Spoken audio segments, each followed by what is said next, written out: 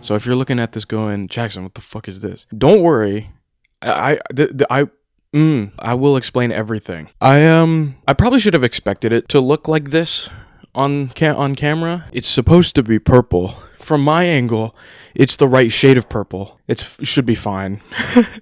It should be all right. This is a podcast idea that's been on the edge of my mind for quite some time now, ever since I got the technological know-how on how to, first of all, think of an idea like this, and then have the knowledge to get it set up, semi, of how I imagined it. So welcome to Medium of Beasts. This is a soft launch, testing the waters type shit. I'm gonna be uploading a few episodes of it, like of the coming months, of just the coming month or coming weeks, to see how it does, see how it performs. If it performs how I expect, which is bad, I'll never do this again. You'll never hear from me. I'll probably go hang myself or something. But if it does well enough to the point where I think it would be worthwhile of my time and effort to put more of it up on the internet, I'll do more. I have a whole list of ideas, but I don't want to dive head first into it, not knowing how well it's going to do. Hence soft launch season. But let's get into this. What the fuck is this? All right, it's a good question.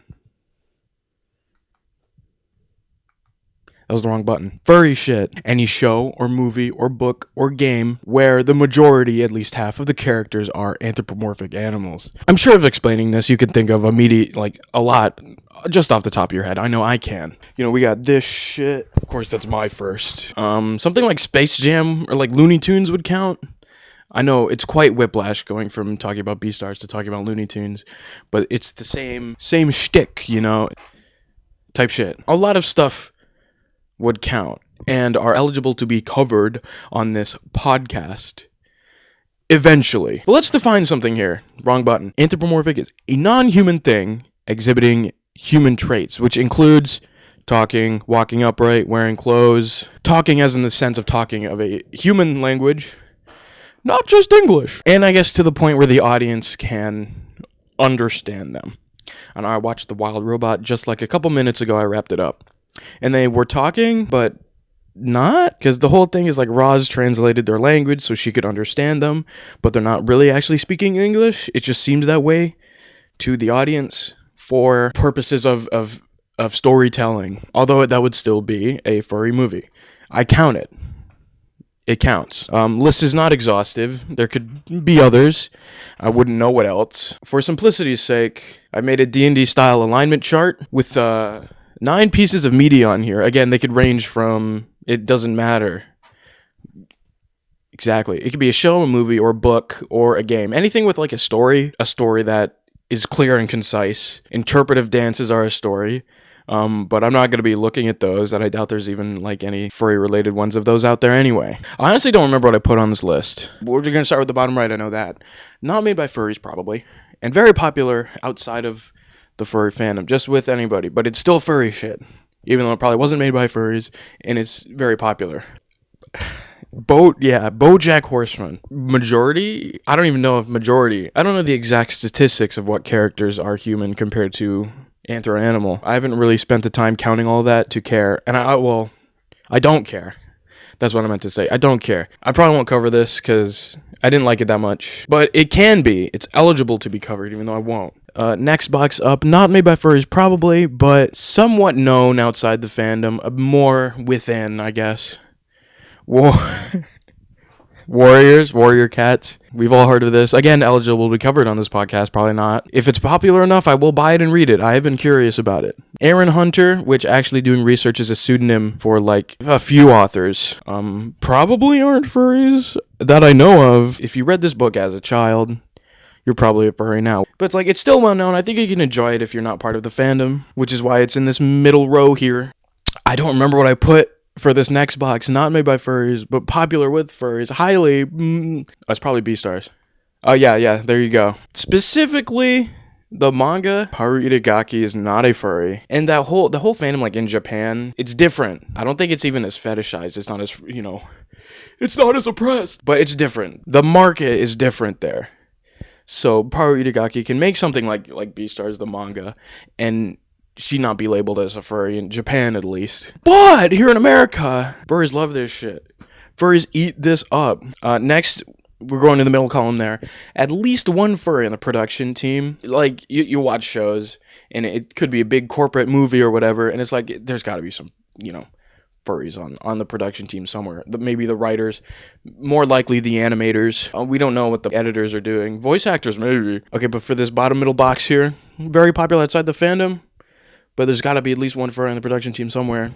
Oh, yeah, Zootopia. Yeah, okay. Yeah, no, it just makes sense type shit. Middle box up. Somewhat not outside the fandom, more within, and there's got to be at least one furry on production team. I think I remember this one.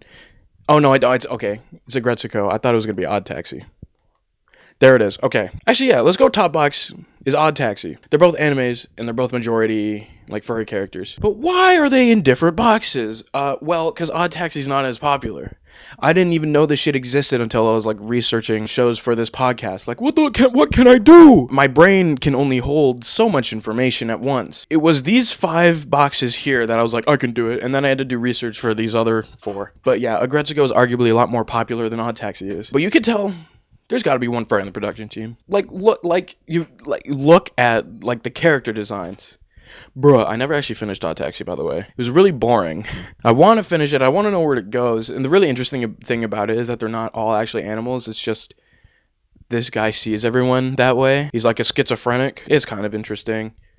But it held no real importance.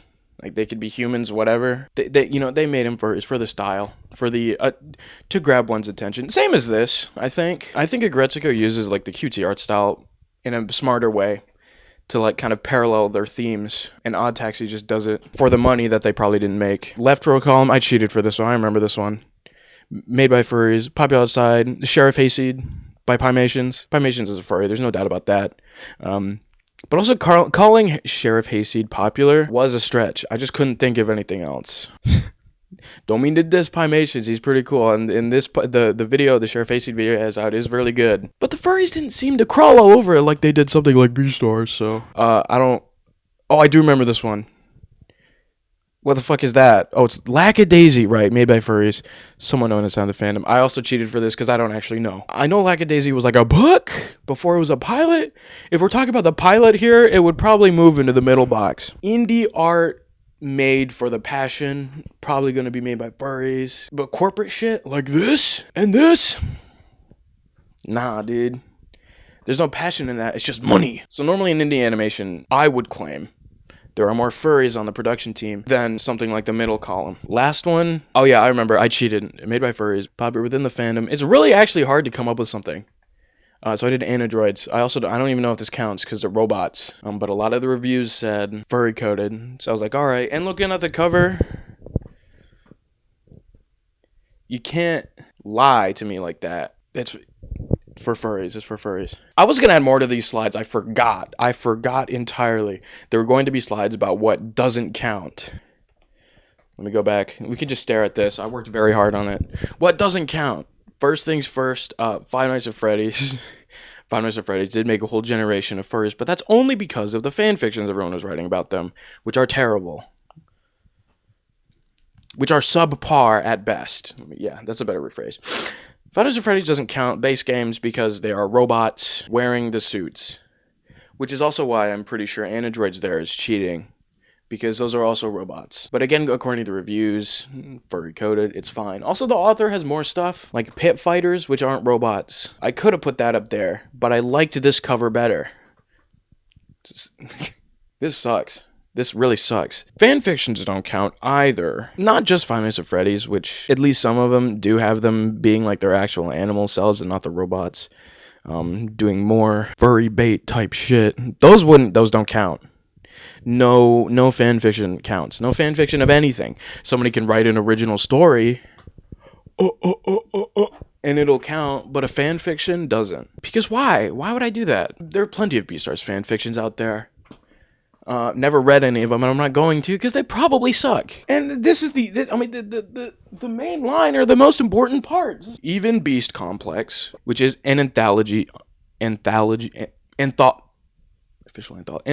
type shit. I probably wouldn't cover this on the podcast because there's not a main story. I guess there should be something. There has to be a main story. These are like a few pages long. A story is, I don't know if it's in this one or the third one, But story is woman finds out man ate coworker. Woman shoves man under the bus to protect her career. That's it. What else? There was something else. Oh, yes! This fucker is very furry coated. You can tell by looking into his soulless eyes. He's gonna turn you into one of them. But Indigo Park doesn't count. First of all, because also Rambly is a robot. He's a code. But also it's not majority character. I mean, I guess if you count the monsters as furries. There were 3 characters in the main game. Main character, Rambly, and Molly. Molly was bird, woman. Rambly was raccoon. I'll just leave it at that. Raccoon who could speak. So that's 2 against 1. That's a majority. But Molly was a creature, and Lloyd, they were creatures of not a lot of intelligence. They were just mindless monsters trying to kill you, type shit. And those I wouldn't count those. Or maybe I would. I actually never. I don't know. I never read it. Isle of Dogs counts, and Wild Robot, as I've said, even though it's very superficial traits given to them that we can only hear them speak English. Rio as well. But if you look at Rio and Wild Robot and Isle of Dogs, I guess, at the same time, the only human characteristic that those 3 have are that we hear them speak English. They don't actually ever speak English. They don't actually speak English. But for storytelling sake, they speak English. Or the audience hears them speaking English. You know, it's like Boy in the Striped Pajamas, where in reality they're like speaking German, but the audience hears it as English. Unless you're reading it in German. But if you're an American reading The Boy in the Striped Pajamas, you're reading it in English, but all the characters actually speaking German, but it's just translated for the sake of storytelling. Same type of shit here. If we see it, these animal characters speaking English, they have been anthropomorphized. The end of that discussion. Now we get to the Be on the Lookout slide. Like I said at the beginning, I'm going to be trying to record a lot of these and I'm going to be trying to upload them at a consistent rate. Whenever I try to do these things where it's like a break in recording, they always go terribly. I'm going to try not to do that. These slides are the funnest part about making these because it actually feels like I make progress. And they're not scripted either. It's just coming out of my brain. I think of okay, here's what I want to say. Here are the points I want to bring up, but I can't script it because then it doesn't feel natural. And then even if I try to read off a scripted thing, I'll add little tidbits of improv in there that don't sound good. If I just make the whole thing improv, it's probably funnier. Hence the bullet points. This isn't one, but you get what I mean. It acts as a bullet point because here, be on the lookout. 4 words reminds me of everything that I wanted to say. I'm gonna have 4 coming out. I won't disclose what they are right now. It's going to be a surprise, but I only have 4. I'm going to test the waters to see how well this concept does. Or I don't know what I'm going to be looking for in terms of how well it does or how successful it is. So it's going to be like a month. I'm going to have this one coming out, and then a week, the first episode, and then the other week, a second episode, and then the third, and then the fourth. And then in the fourth, I'll kind of wrap things up. It won't be its own little episode like this. This is episode 0. I'm going to disclose everything. I'm going to tell you all my ideas. Effectively, it's a rant type podcast, which I guess are fairly popular. So you have that to look forward to, unless no one's going to watch this, and then in that case, okay. I want to talk a little bit about what I do have on the list, not for these upcoming episodes, but just in general. Changed is on the list. Changed I want to talk about, which also is probably cheating because they're not really furries, they're like goo. The rules are flexible. The rules are like that metal that you can bend a little bit, but if you bend it too much, it snaps in half and becomes useless. Those are the rules of this podcast. I'm going to stick by no fan fiction, but when it comes to pieces of media that are debatably not really furry coded, I'm going to do them anyway. Porn games, no. No Amorous, no beat banger on this podcast. Probably. But anyway, 4 weeks, 4 episodes to test the waters. You'll see what they are. I'm fairly excited. I think 1 is going to be like, what the fuck, man? I'll talk about it more in the episodes themselves. Just saying, 4 episodes for this soft launch series coming within the next 4 weeks, next month. Is that it? That might be it. That might be the end. Wow, really? I didn't...